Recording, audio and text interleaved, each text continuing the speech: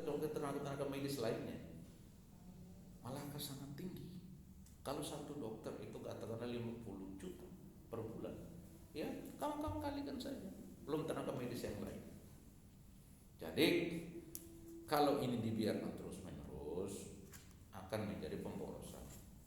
Sementara kalau kita hitung rumusannya, untuk belanja modal itu mestinya mendapat porsi yang tinggi 60%. Lalu belanja langsung atau belanja pegawai itu mestinya harus di angka 40%. Tapi kenyataannya kita malah terbalik, 80-20.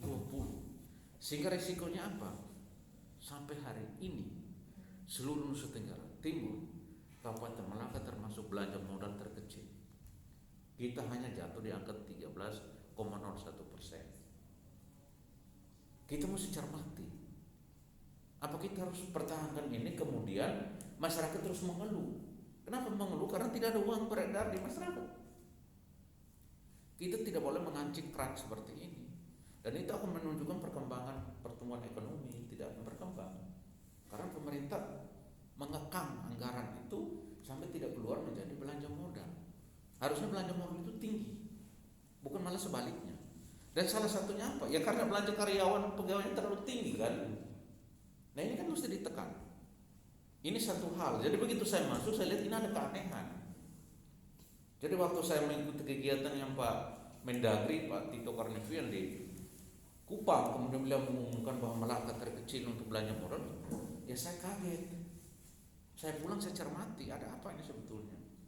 Ini harus diminimalisir sehingga anggaran ini kan tidak terlalu dibuang-buang. Itu sebetulnya satu. Lalu apakah sekarang ini akan lebih dari itu? Ya enggaklah.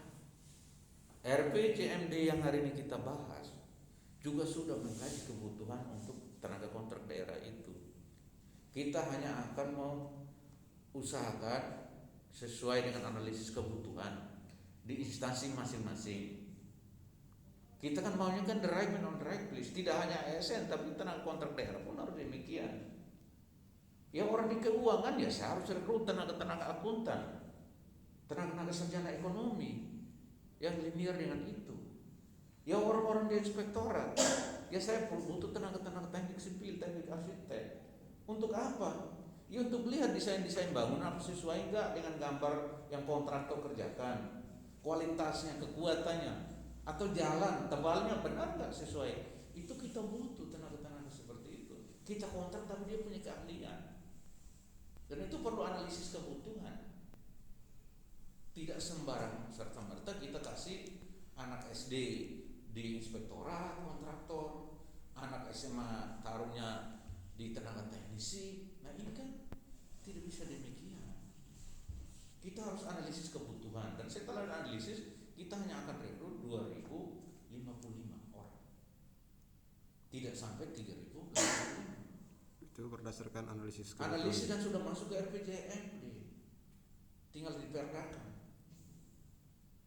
Jadi analisis kebutuhan kita betul-betul serius fokus dulu. Nah, kalau pertanyaan kapan, hari ini pun jadi, besok pun jadi, tapi kita lihat dulu. Setelah kita rekrut, ini kan mekanisme sudah terbuka itu. Kenapa kemarin kan tertutup, nggak ada yang ngomong? Kenapa kemarin dipecat sekian bulan nggak ada yang demo? Nah, harusnya bersyukur, dan saya merasa diri bangga dengan diri saya. Mohon maaf, karena saya transparan, saya terbuka. Rekrutmen pun saya terbuka. Saya tidak tertutup itu, dan tidak ada yang aneh-aneh. Artinya kan begini, saya juga satu orang yang tidak suka besok orang itu dapat eselon 2 untuk jadi kades, kasih saya ini dulu, kasih saya itu dulu. Nggak ada istilah itu ke dalam kamus Dr. Sunan, nggak ada gitu. Nggak ada ijon-ijonan, nggak ada yang bikin janji-janji muluk-muluk di sana sini bahwa kasih supaya kau bisa tambahkan. Nggak ada istilah-istilah begitu. Tidak ada istilah beli kekuasaan. Bagi saya orang punya kemampuan, ilmu dasar yang dibutuhkan, punya keterampilan, punya skill, punya pengetahuan, punya pengalaman, punya integritas moral, mau kerjasama, ayo kita tempatkan. Jadi orang gelisah di luar sana memangnya saya sembarang untuk naruh sembarang orang, kalah gitu.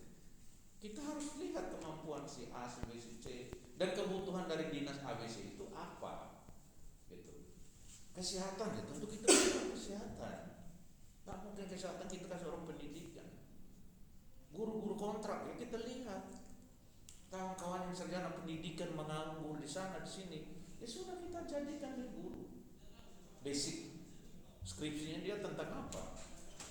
Nah, kita akan lihat kondisi-kondisi itu sehingga kita sudah mencermati semua. Dan ada panitia kita percayakan kawan-kawan asisten-asisten untuk silakan merekrut mereka. Saya bersyukur saja kan, karena ternyata orang-orang Melaka, anak-anak Melaka ini keterlibatan aktif untuk bekerjanya cukup tinggi. Tapi ini tantangan, karena semua ada keterbatasan. Mengapa keterbatasan? Ya kita hitung tenaga kontrak daerah. Kenapa dari 3.085 menjadi 2.055? Ya kan kita punya hitungan anggaran. Lalu juga analisis kebutuhan. Kalau kita nggak butuh ngapain?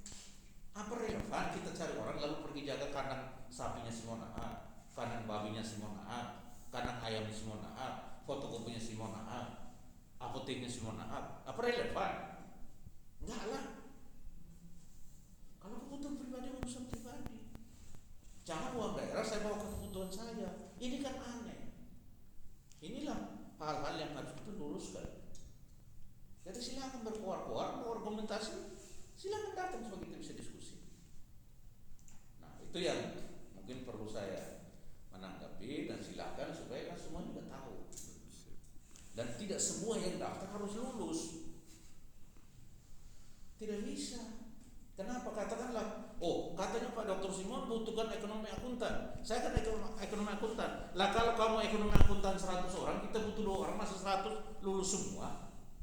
Logik dong berpikir. Kira-kira begitu. Loh katanya dia butuh tenaga teknik. Kenapa saya teknik saya nggak dapat? Dapat saya butuh 1 orang, kamu 10 orang. Nah ini hal-hal yang harus dilihat. Karena bicara birokrasi ini nggak sembarang ngomong. Konsekuensinya anggaran juga harus sesuai. Kebutuhannya ini, butuhkan itu, belanja itu. Tidak boleh